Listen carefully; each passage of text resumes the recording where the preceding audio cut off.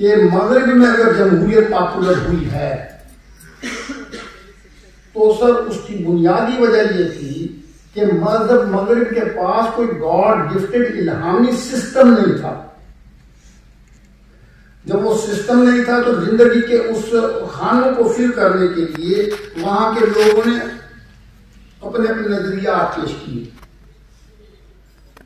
اب اس پر ایک اور یہودی ہے، اس کی ایک بڑی کتاب، بڑی معرفت الآراء کتاب ہے، اس کتاب کا نام اپنا وہ clash of civilization. Clash of civilization اپنا اس کا جو مصنف ہے وہ ہنٹنگٹن نام کا یہودی ہے، 2008 میں ملا ہے، جو پچھلے 20-25 سال میں کتاب بڑی پاپولر رہی ہے. اس پر میں نے اس کا ایک آرٹیکل بھی لکھا تھا. اس کے جواب میں وہ یہ کہتا ہے کہ یورپ کو یہ بڑا فخر حاصل ہے. اب اس کی ایک بے وقوفانہ حرکت ہوتی ہے.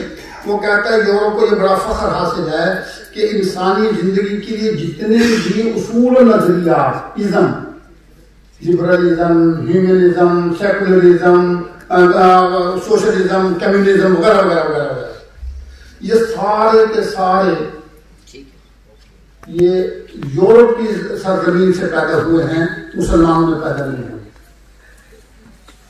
میں نے آرٹیکل اس کا جواب یہ لکھا تھا کہ علی جاں آپ اپنی خامی کو خوبی بتا رہے ہیں، عقل آپ کی گھاس کرنے گئی ہوئی ہے، آپ نے یہ ازم تخلیق کیے ہیں، ہم مانتے ہیں، لیکن اس میں 2 خامیاں ہیں.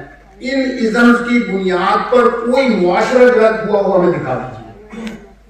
جب معاشرہ کسی ازم کی بنیاد پر ڈیولپ نہیں ہوا تو 2 ٹکے کی ویلیو نہیں ہے اس ازم کی. ایک ذہنی عیاشی تو ہو سکتی ہے، ذہنی کوشش ضرور ہو سکتی ہے، لیکن جب وہ ازم انسانی زندگی کے لیے، انسانی معاشرے کے لیے کوئی پازیٹیو چیز نہ پیدا کر سکا ہوتا تو کس کام کا ہے؟ پھر اس کا دوسرا جواب وہ یہ تھا کہ آپ جو ہے وہ دراصل یہ کام مذہب کا تھا کہ وہ آپ کی زندگی میں رنگ بھرتا. چونکہ عیسائیت رنگ نہیں بھر سکی، ایک جاندار مذہب موجود یہاں نہیں تھا، اس بنا پر جو ہے وہ آپ لوگوں نے یہ کوشش کی ہے. تو بہرحال یہ تھوڑا سا تجزیہ تھا مغرب کا. اب میں آتا ہوں اپنے موضوع کی طرف، اس لیے کہ آج کل ہمارے ہاں ہم دین کو بھی مغرب کے حوالے سے بڑی جلدی دیکھتے ہیں. تو میں دوبارہ بالکل اس کا وہ قائل نہیں ہوں، میں اس کا تو مناسب سمجھتا ہوں. سر ایک بات یاد رکھ لیجیے، یہی ہنٹنگٹن ایک بات کہتا اور بڑی زبردست بات کہتا، اور مجھے افسوس ہے کہ ہمارے مسلمانوں کے منہ سے یہ بات نہیں نکلی ہے. وہ کہتا ہے ہر قوم کی اپنی تاریخ ہوتی ہے، ہر قوم کا اپنا کلچر ہوتا ہے. جو قوم اپنی تاریخ کے، اپنے ماضی سے، اپنے کلچر سے منہ موڑ لے، اس قوم کا کوئی مستقبل نہیں ہوا کرتا. کیسے ہو گئے؟ ریاست ایک ٹیچنگ ہے. یہاں کی بڑی زبردست کتاب ہے، اس کو میں ریکویسٹ کرتا ہوں آپ ضرور پڑھیے گا. ہنٹن بھی یہ بات کہتا ہے کہ اسلام کی سب سے بڑی خامی یہ ہے کہ اس وقت اسلام کی نمائندہ اسٹیٹ دنیا میں موجود نہیں. تو sir writ of the state اس بنا پر قائم ہوتی تھی کہ ریٹ آف دی اسٹیٹ متاثر ہونے کا مطلب یہ ہے کہ آپ کا پریچنگ کا، آپ کا اشاعت اسلام کا وہ متاثر ہوتا، اسلام متاثر ہوتی. 7 جنگیں ہوئی ہیں، صلح حدیبیہ اپنے اس پہ، صلیبی جنگیں، بیت المقدس کے موضوع پر. جب عیسائی آئے ہیں، عیسائیوں نے معصوم بچے نہیں چھوڑے، معصوم بچے ماں کی گودوں سے چھین کر دیوار میں دے کر مارے. نہ مسلمان دیکھا نہ انہوں نے یہودی دیکھا، جو بھی آیا ہاتھ آ گیا مار دیا. لیکن یہی جب صلاح الدین ایوبی داخل ہوا ہے فاتح کی حیثیت سے، سر مسلم فوج کی آنکھیں نیچی تھیں، ٹھیک ہے نا جی، اور عام معافی کا اعلان تھا. سر اسلام میں بات کہا کرتا ہوں، یہ اسلام اور محمد رسول اللہ کی تعلیمات کا صدقہ ہے کہ انسان کو عزت ملی ہے، خاتون کو عزت ملی ہے، مسلمان کو نہیں، انسان کو عزت ملی ہے. وَلَقَدْ كَرَّمْنَا بَنِي آدَمَ، قرآن پاک کہتا ہے، نہ تورات میں ہے نہ بائبل میں ہے. باعث تقریم انسان کا بچہ ہے جب محمد رسول اللہ کے صدقے. اور یہ تقریم باقی رکھی ہے پولیٹیکل سسٹم کے ذریعے. سر ہمیں اپنا پولیٹیکل سسٹم، اگر ہم یہاں زندہ رہنا چاہتے ہیں، ہمیں اپنا پولیٹیکل سسٹم دوبارہ زندہ کرنا پڑے گا. ریاست کی آپ نے ساری سپیچ کی ہے اور اسلام کی اشاعت جو ہے وہ 3 چیزوں سے، علماء کے علم سے، دولت مندوں کی دولت سے اور ریاست قائم کرنے سے صحیح طریقے سے اشاعت ہو سکتی ہے. کویشچن میرا یہ ہے کہ ہمارے آقا اسلام کی ایک حدیث پاک ہے جس کو بہرن شاہ صاحب نے اپنی کتاب میں لکھا. سرکار نے فرمایا نبوت رحمت ہے. یہ ایک علیحدہ بات ہے کہ نبی کا آنا جانا اٹھنا قرآن پاک میں سورۃ مریم میں اس میں باز ہوئی. سرکار نے فرمایا نبوت رحمت، میرے بعد خلافت رحمت، وہ 30 سال چلی خلفائے راشدین اور حضرت امام حسن علیہ السلام کے 6 ماہ. اس کے بعد فرمایا کہ حکمرانیت آئے گی جو دانتوں سے چبا دینے کی طرح جو ہے وہ لوگوں کو کھا جائے گی. اور پھر جو والذی ارسل رسولہ بالہدی والی جو پوری کائنات پہ اسلام چھائے گا وہ حضرت عیسیٰ علیہ السلام مہدی علیہ السلام کے آنے سے ہو کر پوری کائنات پہ اسلام ہوگا. تو میرا کویشچن یہ ہے کہ سرکار نے یہ حدیث فرمائی، اس کے بعد یہ چلا ہے سرکار کے بعد خلافت کے بعد 30 سال پورے ہوئے، تو یہ حکمرانیت جو چلی تو اس میں یعنی آپ فرما رہے ہیں کہ جو بادشاہی نظام ہے وہ تو لوگوں کو چبا کے کھا لے. اس پہ آپ وضاحت کریں ذرا. ہمارے مسلمان حکومت بھی کرتے ہیں، وہ ریاست بنا کے کرتے رہے 1200 سال، وہ کس اینگل سے؟ بڑا اچھا سوال. میرے نوجوان پہلی بات یہ یاد رکھیں، اور یہ ہمارے ہاں بڑے بڑے پڑھے لکھے لوگوں نے غلطی کی ہے. وہ جی خلافت ملوکیت میں تبدیل ہوئی. ملوکیت کا مطلب کیسے کہ ملوکیت تو نہیں تھا. ایک بات. دوسری بات یہ، ہم اپنے جب پولیٹیکل سسٹم کی بات کرتے ہیں تو ہم اس پولیٹیکل سسٹم کو دوسری قوموں کے پولیٹیکل سسٹم سے کمپیئر کرتے ہیں. ہم اس پولیٹیکل سسٹم کو ذہن میں کوئی خاکہ بنا کر اس کے معیار پر نہیں رکھتے. ہمارے ہاں اکثر پڑھے لکھے لوگوں نے یہ غلطی کی ہے کہ انہوں نے پولیٹیکل سسٹم کا ایک خاکہ ذہن میں ترتیب دیا ہے، اس کی معیار پر رکھنے بیٹھے سارے خلفاء غلط نظر آئے.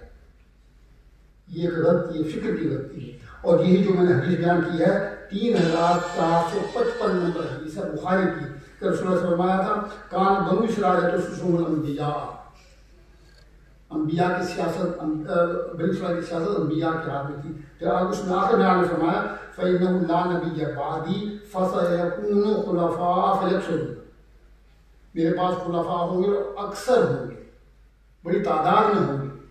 یہ بات ٹھیک ہے کہ کسی بھی خلیفہ کو ہم ابو بکر و عمر سے کمپیئر نہیں کرتے.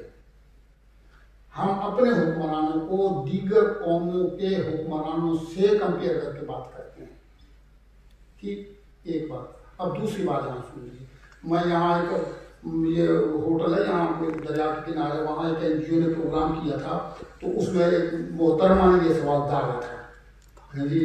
تو وہ سوال یہ تھا کہ جی جب آپ برطانیہ میں وہ آکسفورڈ یونیورسٹی بن رہی تھی تو یہاں ہندوستان میں وہ تاج محل بیوی کی یاد میں تعمیر ہو رہا تھا، آپ اس کو کیسے جسٹیفائی کریں گے؟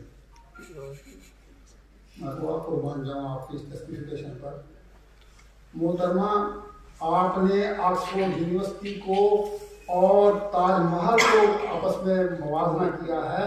آپ برطانیہ کے پولیٹیکل سسٹم کو اور ہندوستان کے پولیٹیکل سسٹم کا تو ذرا موازنہ کر دیتے. ہندوستان میں سن لیجیے، ہندوستان میں مغلوں کے زمانے میں مسلمانوں کی GDP شرح 40% تھی. فرانس کی GDP اس وقت 2% ہے. عمران خان کہتا ہے کہ میرے دور میں 6% تھی پاکستان کی GDP. ہندوستان میں مسلمانوں کے مغلوں کے زمانے میں 40% کی GDP. 50,000 من سونا خزانے میں پڑا تھا. 105 تولے سونے کا سب سے بڑا سکہ ہوتا تھا ہندوستان میں. ہندوستان سونے کی چڑیا ایسے تو نہیں تھا سر. میں نے کہا بی بی آپ کو یہ نظر نہیں آیا اور آپ کو وہ نظر آ گیا تاج محل بنتا ہوا. اب آ جائیے برطانیہ کی. میں نے کہا برطانیہ کا پولیٹیکل سسٹم یہ تھا کہ 2 فیملیاں تھیں، ولیم فیملی اور کرامویل فیملی. یہ 2 فیملی تھی. یہ اس دور کی بات کر رہا ہوں جب شاہ جہاں تاج محل بنا رہا تھا. یہ 2 فیملیاں تھیں اور ان میں حالت یہ تھی کہ ایک فیملی جب اقتدار میں آتی تھی تو وہ اقتدار میں آنے کے بعد وہ جو اقتدار سے محروم فیملی ہوتی تھی اس کے مرے ہوئے لوگوں کی قبریں اکھڑوا کر ان کی لاشوں کو جلاتی تھی. اور جب ان کی باری آتی تھی وہ ان کے ساتھ یہ شروع کرتی تھی. میں نے دیکھا مجھے بتائیے اب آپ مطمئن نہیں ہے کہ نہیں ہوئی. تو سر جزیات کو کلیات پر فٹ نہیں کیا کرتے، یاد رکھیں. جزیات کا موازنہ میرے نوجوان جزیات سے کیا کرے. یہاں قوموں کی تاریخ میں بات کلیات کی ہوا کرتی ہے. واقعات ہوئے ہیں, ہم مانتے ہیں, ہماری تاریخ میں بعض نامناسب واقعات بالکل ہوئے ہیں, لیکن ہم بات کرتے وقت یہ ذہن میں رکھتے ہیں کہ ہم اپنے ماضی کو, اپنے پولیٹیکل سسٹم کو دنیا کے اس وقت کے موجود پولیٹیکل سسٹم یا آج کے سسٹم سے بھی موازنہ کر سکتے ہیں. ہم اورنگزیب عالمگیر کے زمانے میں 3 جنرل آرمی کے ہندو تھے. آپ امریکہ کی آرمی میں ایک جنرل مسلمان دکھا دیجیے آج. ٹھیک, ہندوستان کے زمانے, ہندوستان میں مسلمانوں نے کیا کیا, ایک درخواست لکھ دی اورنگزیب عالمگیر کو کہ جناب والا ٹیکس لینے والے جو اکثر لوگ ہیں نا, یہ سارے ہندو ہیں, یہ اسلامک اسٹیٹ ہے, یہ تو بڑی غلط بات ہے. اورنگزیب کے پاس بھی درخواست کی تو اورنگزیب نے درخواست کے پیچھے لکھا کہ اسلامک اسٹیٹ میں عہدے قابلیت کی بنیاد پر دیے جاتے ہیں, مذہب کی بنیاد پر نہیں دیے جاتے. ٹھیک سر, اجازت دیں گے سر. ایک کوشچن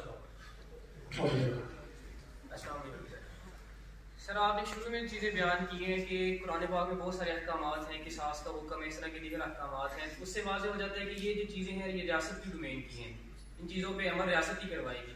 لیکن دوسری طرف آپ نے کہا کہ جو والی ریاست ہے, جو حاکم ہے, اس کے موقف کو ہر صورت ماننا ہے, اس کا حکم دیا گیا ہے. تو اس سے پہلے سر جو اسلام ریاست بنانے کا حکم دیتا ہے, قائم کرنے کا حکم دیتا ہے, یہ آپ نے کہا کہ بنیادی سوال ہے. تو جو حکم دیتا ہے تو پھر اس میں ہم اس چیز کو طے کریں گے کہ ریاست کی جو فارمیشن ہے, حکومت سازی کا جو عمل ہے, اس کے بارے میں ہمیں کام میں ہدایت ملتی ہے. یہ ایک بنیادی سوال اس بحث میں اسٹرکچر ریاست کا کیا ہوگا, پھر انتقالی اقتدار کے حوالے سے چیزیں ہیں. اسی کے اندر میں تھوڑا سا, آپ نے سر ایک حدیث فرمائی یہاں پہ, جس سے طالب علم نے فرمایا کہ کچھ عرصے کے بعد ایسے حکمران آئیں گے جو تم پر کوڑے برسائیں گے, ظلم کریں گے, تو ان کو ان کا حق دے دینا اور اپنا حق جو ہے اللہ تعالیٰ سے.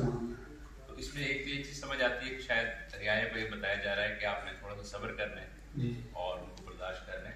تو ساتھ کے ساتھ یہ بھی بیان کیا جا رہا ہے کہ کچھ ظالم حکمران آ جائیں گے. ظاہر ہے جیسے ہم نے سن رہے بات تو ٹھیک ہے, لیکن یہاں ایک بات میں آپ کی دیکھیں, حدیث میں آتا ہے افضل جہاد میں کہا کرنا حکیم کا سلطان جاری ہے, حدیث موجود ہے. لیکن ایک بات ذہن میں رکھیں کہ اس حدیث ایک ہے حدیث میں حکم, دوسرا ہے اس حکم پر عمل پیرا ہونے کے تقاضے. آپ سلیمان, آپ کتبوں میں پڑھتے ہیں ابا سلطان ذل اللہ فی الارض مہانا سلطان من اہانا سلطان فی الارض میں پڑھتے ہیں. ہمارے علماء نے لکھا, امام ابن تیمیہ تک نے لکھا ہے اپنے فتاوی میں کہ اس حدیث پر کہ اپنا کلمہ حق کہنا ہے, آپ کلمہ حق اس طرح کہیں گے کہ اس سے سلطان کی اہانت نہ کر کے, جج میں کھڑے ہو کر گالیاں نہیں دیں گے, اس سے ٹائم دے کر اس سے مل کر تنہائی میں اس کو کہیں گے جو نتیجہ اور اس کا نتیجہ ہمیں اچھا نہیں نکلتا تھا. میں یہ بات مانتا ہوں. دوسری بات آپ نے جو بات کی ہے, یاد رکھیں اسلام, یہ بات ہمارے یہاں بڑی عجیب و غریب پیچیدہ سی بات ہے لیکن بڑی آسان. اسلام مقاصد, یاد رکھیں اسلام مقاصد ریاست کو اہمیت دیتا ہے, فارمیشن آف ریاست کو اہمیت نہیں دیتا. اس اصول کو یاد رکھیں. اسلام اقتدار میں ان لوگوں کو لاتا ہے جو شعور مملکت رکھتے ہیں, زہد و تقوی ہی میں نام نہ ہو ان کا, شعور مملکت رکھتے ہیں. اگر شعور ابو بکر شعور مملکت رکھتے تھے, عمر عثمان علی معاویہ شعور مملکت رکھتے تھے, حضرت ابو ذر غفاری شعور مملکت نہیں رکھتے تھے. اقتدار مانگا بھی تو اللہ کے رسول نے نہیں دیا. ٹھیک ہے نا. تو اسلام میں میرے نوجوان فارمیشن آف گورنمنٹ اتنی اہم نہیں ہے جتنی مقاصد گورنمنٹ اور مقاصد اسٹیٹ اہم ہے. اسلام کہتا ہے, علماء نے لکھا ہے کہ ریاست جیسے بھی وجود میں آ جائے, بالفرق ہو کہ جب بھی پر آ جائے اور وہ اپنا ریاست کے مقاصد کی تکمیل کرے تو اس کے اقتدار کو تسلیم کیا جائے. اجازت جناب. بہت شکریہ سر, تھینک یو.